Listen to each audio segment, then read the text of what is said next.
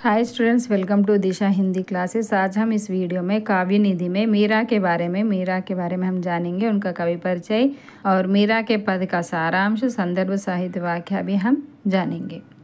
मीराबाई जन्म 1504లో జోధ్పూర్లోని కుడికి నామక్ గ్రామంలో జన్మించింది।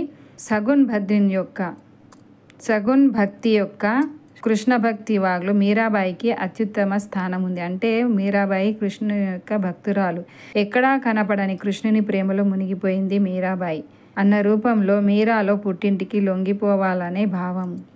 ఇందులో హిందీలో ఐసీ లాగి లగన్ మీర హో గయి మగన్ అంటే దీని అర్థం ఏమిటంటే తను కృష్ణుని ప్రేమలో మునిగిపోయింది మీరా అన్న రూపంలో మీరాలో పుట్టింటికి లొంగిపోవాలనే భావం అన్నమాట। జోధ్పూర్ రాజ్యం యొక్క స్థాపకుడు రావ్ జోధాజీ అతని తాత మరియు ఆమె రావ్ రతన్ సింగ్ కుమార్తె। తన చిన్నతనంలోనే శ్రీకృష్ణుని తన ఇష్ట దైవంగా భావించి తనను తాను వివాహం చేసుకున్నట్లు భావించింది। మీరా అనే సంస్కృత పదానికి స్త్రీ రూపం। ఇది భూమి, మీరంటే భూమి, సరస్వతి, నది మొదలైన వాటిని సూచిస్తుంది। కుటుంబం యొక్క వైష్ణవ భక్తి ఆచారాల కారణంగా శ్రీకృష్ణుడిపై ప్రత్యేకమైన విశ్వాసము అనే బీజం అమ్మాయి మీరా హృదయంలో నాటబడింది। క్రీస్తు శకము 1516లో చిత్తోడ్కి చెందిన రాణా సంగ పెద్ద కుమారుడు భోజరాజుతో ఆమె వివాహం జరిగింది। పెళ్ళైన 7 ఏళ్లకే భోజరాజు చనిపోయాడు। ఈ ప్రాపంచిక జీవిత ప్రాతిపదికను కోల్పోయిన తర్వాత గిరిధర్ గోపాల్ పట్ల ఆమె అపారమైన వాత్సల్యము మరియు అనంతమైన ప్రేమ వికసించి తాను మీరాబాయి కృష్ణు భక్తుడైపోయింది, కృష్ణు యొక్క భక్తురాలు అయ్యింది। చిత్తోడ్ రాజవంశం యొక్క భార్య అయినందున ఆమె మేవార్ యొక్క రాచరిక శక్తి నుండి తీవ్ర వ్యతిరేకతను ఎదుర్కోవాల్సి వచ్చింది। ఎందుకంటే ఆమె తన జీవితాన్ని సాధువుల సహవాసంలో గడపాలని కోరుకుంది, కానీ ఇది అతని కుటుంబ సభ్యులకు నచ్చలేదు। భగవంతుని పాదాల అమృతాన్ని తాగమని మోసగించారని, కానీ అది ఆమెపై ప్రభావం చూపలేదని అంటారు। అంటే ఆమెకి చంపాలనే విషప్రయోగం జరిగినప్పటికీ తాను చనిపోలేదు। రాణాజీ 1 కప్పు విషం పంపారు కాబట్టి అమృతం తాగినట్టు తాను భావించి తాగేసింది। బృందావనంలో శ్రీకృష్ణుని పట్ల ఆమె భక్తి మాధుర్యోపాసన యొక్క సారాంశంలో తీవ్రమైంది। అక్కడ ఆమె ప్రేమ మరియు భక్తికి ముగ్ధుడైన జీవా గోస్వామిని కలిశారు। మీరాబాయి ఋషుల సహవాసంలో తాను మీరాబాయి ఋషుల సంగతిలో వారితో ప్రయాణించింది। అతను రామ్చోడ్జీ ఆలయంలో ఏకాగ్రతతో భజనలు మరియు కీర్తనలు పాడుతూ తన జీవితాంతం గడిపింది। మీరాబాయి భజనలు కీర్తనలు పాడుతూ అక్కడే తన జీవితాన్ని గడిపేసింది। ఇందులో మీరాబాయి ద్వారా కంపోజ్ చేయబడ్డ పూర్తి అసంపూర్ణ కృతుల మొత్తం 11। గీత్ గోవింద్ యొక్క టీకా, నర్సీ యొక్క మాల్రా, రాగ సోరాత్ పాట్, సత్యభామానురుసణం, మీరా కే గర్భీ, रुक्मणी मंगल, नरसी मेहता की हुंडी, चरित, स्फुट पद, इनमें से सारे ఇవన్నీ మీరాకి ప్రమాణిత రచన। అంటే ఈమె యొక్క రచనలు ఇవన్నీ మాత్రమే మీరాబాయి ప్రామాణికమైన సృష్టి అని తను రచించిన ఇవన్నీ రచనలు। మీరాబాయి కవిత్వము కృష్ణుడి పట్ల భక్తితో నిండిన ఆమె హృదయం యొక్క సహజ ద్యోతకం। ఆమె కవిత్వము అతని హృదయం నుండి వచ్చిన ప్రేమ యొక్క సహజ నిట్టూర్పు యొక్క ప్రతిరూపం। ఆమె ఆరాధించిన గిరిధర్ గోపాల్ కృష్ణుడి యొక్క అద్వితీయ రూపం పట్ల ఆమెకున్న అద్వితీయ భక్తి శిష్యుని రూపంలో వెలువరిసింది। అంటే కృష్ణునికి శిష్యురాలుగా తనను తాను ఆలోచింది। ఆమె కవిత్వం అంతా మాధుర్యము భక్తితో నిండి ఉంటుంది। తన ప్రియమైన శ్రీకృష్ణుడు చూడాలని మరియు తిరిగి కలవాలని తహతలాడిపోతున్న ఈ వితంతువు మనోభావాలు ఇందులో ఉన్నాయి। ఆమె కవిత్వము కృష్ణుని అందంతో అలంకరించబడింది। కవితా కా సారాంశ్। మీరాబాయి కవిత్వం యొక్క భాష సాధారణంగా రాజస్థానీ మిశ్రమ వ్రజ్ భాషలో ఉంది। ఆమె పద్యాల్లో గుజరాతీ భాషకు ప్రత్యేకత ఉంది। ఖడీబోలి మరియు పంజాబీ కూడా ఆమె కవిత్వంలో గణనీయమైన ప్రభావాన్ని కలిగి ఉన్నాయి. సంగీతము, ఛందస్సు పరంగా మీరా కవిత్వము చాలా నాణ్యమైనది. ఆమె పద్యాలు వివిధ రాగాలు మరియు రాగణిలలో కూర్చబడ్డాయి. ఆమె భాష సరళత, శ్రావ్యత మరియు దయ చూపుతుంది. ఆమె భాషలో ఉపమానము, రూపకము, ఉపోద్ఘాతకం మొదలైన వాగ్బొమ్మలతో అలంకరించబడింది. ఆమె పద్యాలన్నిటిలో భావోద్రేకం ఉంది. అన్ని పద్యాలలో విభిన్న సంగీత రాగాలు, రాగిణీల సంగమం ఉంటుంది. సంక్షిప్త మీరాబాయి జీవితము మరియు కవిత్వం మొత్తం కృష్ణుడిపై ప్రేమతో నిండి ఉంది. మీరా వ్రాసిన ఈ పద్యము మీరా భర్త చనిపోయినప్పటి నుండి అయినప్పటికీ ఆమె తనను తాను వితంతుగా భావించలేదు మరియు భక్తికాలం నాటి సంప్రదాయ ప్రకారం ఆమె సతీ సమేతంగా చేయలేదు. ఆమె తనను తాను అమరుడైన భగవంతుడైన శ్రీకృష్ణ భగవానునికి నిత్య ప్రియురాలిగా భావించింది. తన భర్త మరణం తర్వాత ఆమె కృష్ణలీలలో మునిగిపోతుంది. దాని కారణంగా ఆమె మామ మరియు బావ ఇద్దరూ కోపంగా ఉంటారు. దీంతో కోపోద్రిక్తుడైన రాణా మీరాను చంపేందుకు అనేక ప్రయత్నాలు చేశాడు. మీరా చేతికి రాణా అతను ఒక పెట్టె పంపాడు. అందులో పువ్వులు ఉన్నాయి, కానీ అందులో పాము ఉంది. అయితే మీరా పెట్టె తెరిచి చూడంగా అందులో శాలిగ్రామం కనిపించింది. ఈ శ్లోకంలో చాలా చెప్పబడింది. మొదటి శ్లోకంలో మీరా ఒకరోజు కృష్ణుని భక్తిలో నిమగ్నమై ఉంది అని చెప్పడం. ఇది చూసిన రాణాకు కోపం వచ్చి మీరాను చంపాలని ప్లాన్ చేస్తాడు మరియు అతను చాకచక్యంగా ఒక కప్పు విషాన్ని మీరా తాగేలా పంపుతాడు. అయితే మీరా కప్పు తాగగానే విషం అమృతంగా మారుతుంది. రెండవ చరణంలో మీరా శ్రీకృష్ణుని అభ్యర్థిస్తుంది, ఓ కృష్ణ, నువ్వు లేకుండా ప్రపంచం మొత్తం నిర్జనమైపోయింది. ఓ ప్రియమైన కృష్ణ, నువ్వు నా ఇంటికి రా. నేను నా శరీరము, నా మనస్సు మరియు సంపదతో నిన్ను ఆరాధిస్తాను.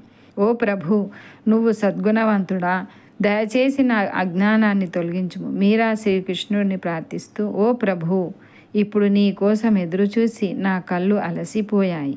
ఈ బాధను దూరం చేయి, వచ్చి నాకు దర్శనం ఇవ్వు అని చెప్తుంది. మూడవ చరణంలో మీరా శ్రీకృష్ణుని ప్రార్థిస్తూ, ఓ ప్రభు, దయచేసి నాకు నీ దర్శనం ప్రసాదించు. నువ్వు లేకుండా నేను జీవించలేను. కమలం నీరు లేకుండా జీవించలేనట్లే చంద్రుడు లేని రాణి మరియు తన ప్రియురాలు లేకుండా ఒక ప్రియుడు, అదేవిధంగా నాకు ఆకలిగా అనిపించదు లేదా మాట్లాడను. ఓ ప్రభు, దయచేసి నాకు ఒకసారి దర్శనం ఇవ్వండి. ఈ విధంగా ఆమె చెప్పింది, నేను పుట్టినప్పటికీ నుండి ఈ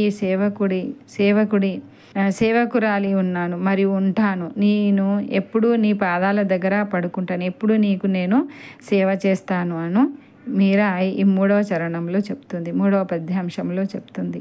ఇందులో మొదటి పద్యం ఏమిటంటే, మీరా మగన్ భయి హరికే గునుగాయ్, सांप पिटारा राणा भेजो, मेरा हाथ दिया जाए। न्याय धोय जब देखन लागे, सालिग्राम गई पाए। जहर का प्याला राणा भेजा, अमृत दीन बनाए। न्याय धोय जब पीवन लागी, हो अमर अंजाए। सूल सेज राणा ने भेजी, दीजो मीरा सुलाए। सांझ बई मीरा सोवन लागी, मानो फूल बिछाए। मीरा ने प्रभु सदा सहाई, राखे बिघन हटाए। भजन भाव में मस्त बोलती, గిరిధర్ పై బలి జాయ్। ఈ పద్యము మీరాబాయి రచించిన మీరా పద్యం నుండి తీసుకోబడింది. సందర్భము శ్రీకృష్ణుని గొప్పతనం గురించి ఇందులో తెలపడం జరిగింది. తన భర్త వివరణ, ఈ పద్యాంశం యొక్క వివరణ ఏమిటంటే, తన భర్త మరణాంతరం మీరా కృష్ణుని లీలలో మునిగిపోతుంది. దీంతో అతని మామ బావ ఇద్దరి కోపం వస్తుంది. దీంతో కోపోద్రిక్తుడైన రాణా మీరాను చంపేందుకు అనేక ప్రయత్నాలు చేస్తాడు. రాణా మీరాకు ఇవ్వడానికి ఒక పెట్టెను పంపడు. అందులో పువ్వులు ఉన్నాయి, కానీ అందులో పాముని ఉందని చెప్పాడు. మీరా పెట్టి తెరిచి చూడగానే అందులో శాలిగ్రామం కనిపించింది. దీని తర్వాత రాణా ఒక కప్పు విషాన్ని పంపాడు. మీరా స్నానం చేసి వచ్చి కప్పు తాగగానే అది అమృతంగా మారిపోయింది. అందులో కోడలు పడుకుంటానని చెప్పి రాణా ముళ్ళ నిండా మంచాన్ని పంపించాడు. మీరా దాని మీద పడుకోగానే పువ్వులు అయిపోయాయి. అందువల్ల మీరా ప్రభువు ఆమెకు ఎల్లప్పుడూ సహాయకారిగా ఉన్నారు. తన ముందు ఈ అడ్డంకులు వచ్చినా తొలగించుకుంటూనే ఉన్నారు. అంటే అంత భక్తురాలు మీరా ఎవరికి? శ్రీకృష్ణ భగవానుడికి. రెండవ పద్యము. మారే ఘర్ ఆజో ప్రియతము ప్యారా तुम बिन सब जग खारा तन मन धन सब भेंट करूं ओ भजन करूं मैं थारा तुम गुणवतम बड़े गुण सागर मैं हूँ जी अवगन हारा मैं निगुणी गुण पक एकौ नाहिम तुम हो बगसन हारा मेरा कहे प्रभु कभी मिलोगे था बिन नयन दुशारा. ఇందులో ఏ సందర్భం అంటే ఈ శ్లోకంలో శ్రీకృష్ణుని పట్ల ఉన్న వాత్సల్యం స్పష్టమవుతుంది. ఈ పద్యం యొక్క సారాంశం ఏమిటంటే, మీరా ఓ ప్రియతమ కృష్ణ, నువ్వు నా ఇంటికి రా, నువ్వు లేని లోకమంతా శూన్యము. ఓ దేవుడా, దయచేసి నాకు దర్శనం ఇవ్వండి. నేను నిన్ను హృదయపూర్వకంగా మనస్సుతో మరియు సంపదతో ఆరాధిస్తాను. నేను నిన్ను కీర్తిస్తాను. ప్రభు, నీ ప్రతిభావంతుడవు మరియు జ్ఞానవంతుడవు నీవు. నేను అజ్ఞానిని. ఓ దేవుడా, దయచేసి నా అసంపూర్ణతను తొలగించండి. ఈ శ్రీకృష్ణుని ప్రార్థిస్తూ మీరా ఇలా అంటుంది. ఓ ప్రభు, నీ కోసం ఎదురు చూసి నా కళ్ళు అలసిపోయాయి. వచ్చి నాకు ఒక దర్శనం ఇవ్వండి అని తను కోరుకుంటుంది ఈ పద్యాంశంలో. మూడవ పద్యము.